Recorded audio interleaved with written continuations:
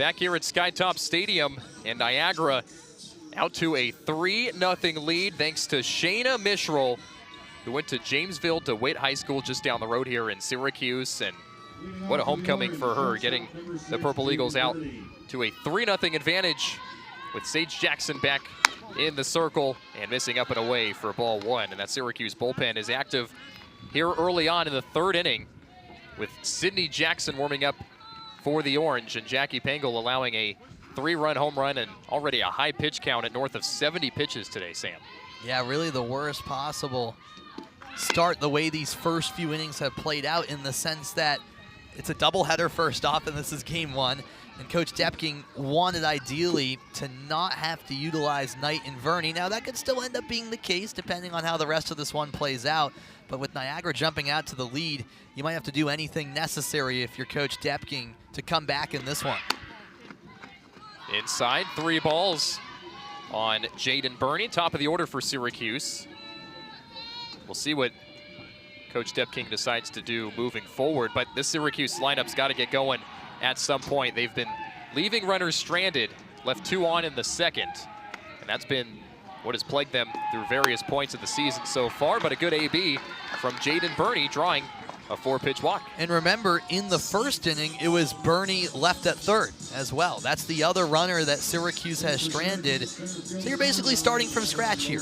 Burney, the leadoff hitter, gets things going here in the third. She also gets on base as she did in that opening inning.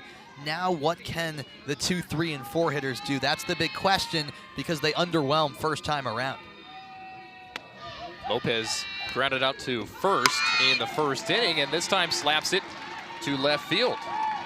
And that's a base hit for Madeline Lopez, the hottest hitter on the team, with a .449 batting average entering today's game. And just like that, Sam, runners on first and second for the Orange, trying to combat this 3-run deficit.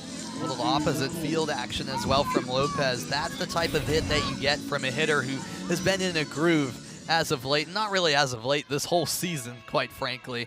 And I like that mindset from Lopez, going after the pitch early on and making Jackson a little uncomfortable here to start the third. Now it's Angie Ramos going around on the first pitch from Sage Jackson. It's 0-1. Similar situation to what we saw last inning. 2 runners on for Syracuse that they left on base.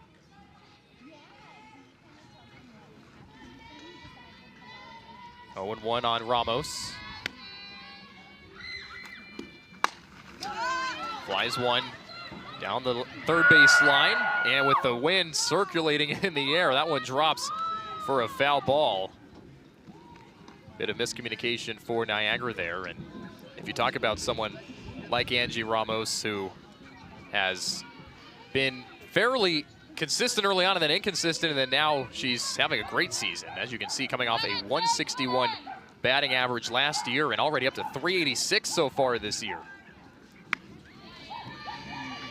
Hoping to use that BA here on this at-bat, and she does, as that one slips through the right side of the field. And coming in to score is Burney. And now Ramos is doubled up in between first and second. Syracuse does have one in. And Ramos goes back to first. Madeline Lopez stays at third on the play after advancing all the way from first base. And now again, Ramos trying to go down to second. Lopez now getting caught in between home and third. And after the mess, Ramos ends up on second.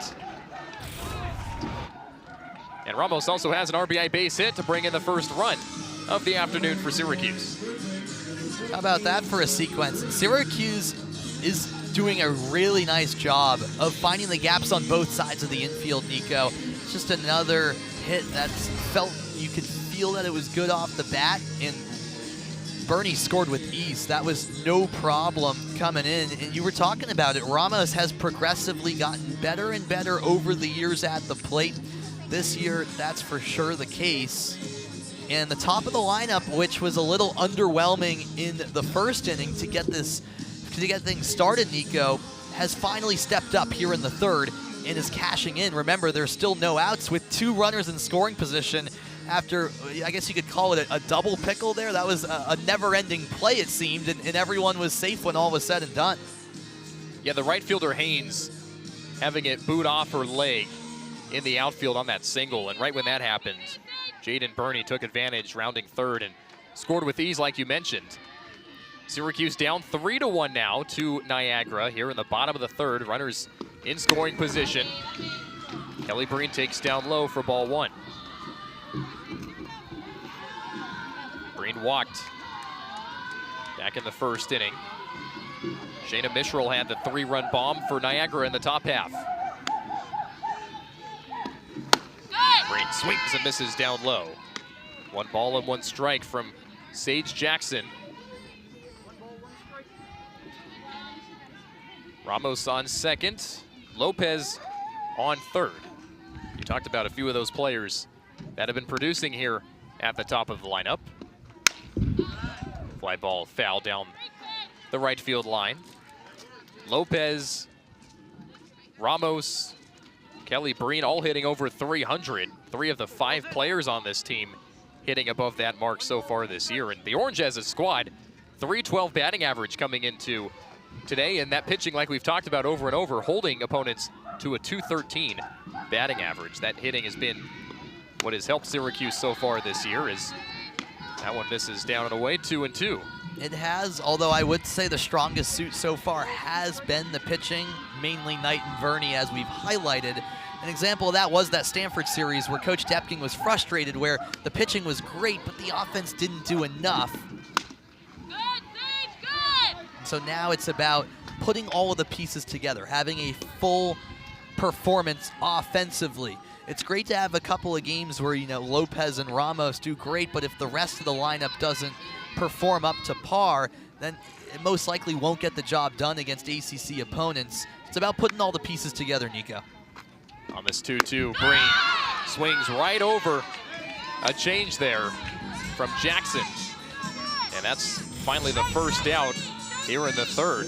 Kelly Breen is retired, and that changeup from Sage Jackson is something that Coach Puzan for Niagara has been talking about. When it's on, but she's also struggled with that at times this year.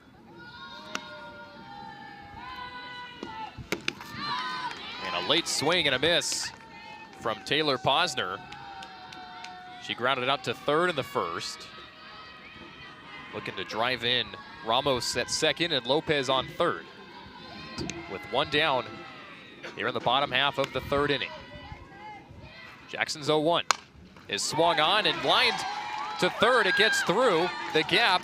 Lopez scores, and now Ramos stands up at the plate, and this game is tied. A 2 RBI knock for Taylor Posner, and we're all squared at 3 here in the third. Well, you asked heading into the inning, could the bats come alive for the Syracuse team? And I think that's been answered quite quickly. You see coming home at first, Lopez, following her, Ramos. And again, this, wherever you look in the first half of this order to begin this inning, they're finding the gaps to both sides of the infield. Vanessa Flores skies one to right. Haynes coming in, battling the wind, and she'll put it out.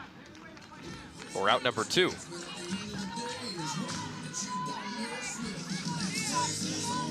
Flores 0 for 2 on the afternoon, and that brings up Tessa Gallipo for Syracuse. Got hit by a pitch in the second inning.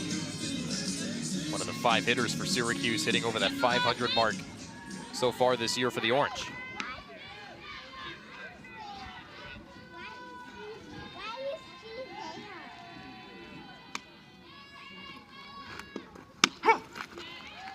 Gets the outside call. Sage Jackson fires it in there.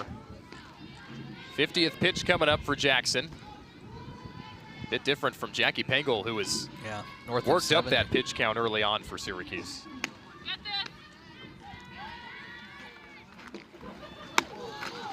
And a looping pitch ends up outside. It's 1 ball and 1 strike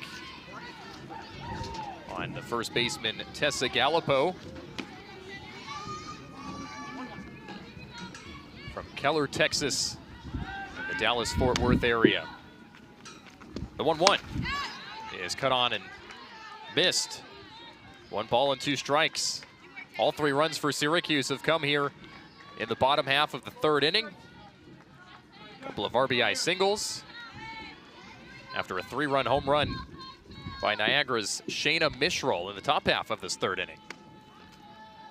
The 1-2 is looped in the air right at second, or right at shortstop to the second base bag, and Labani puts it away to end the inning. Syracuse scores 3, and we're all knotted up heading into the 4th.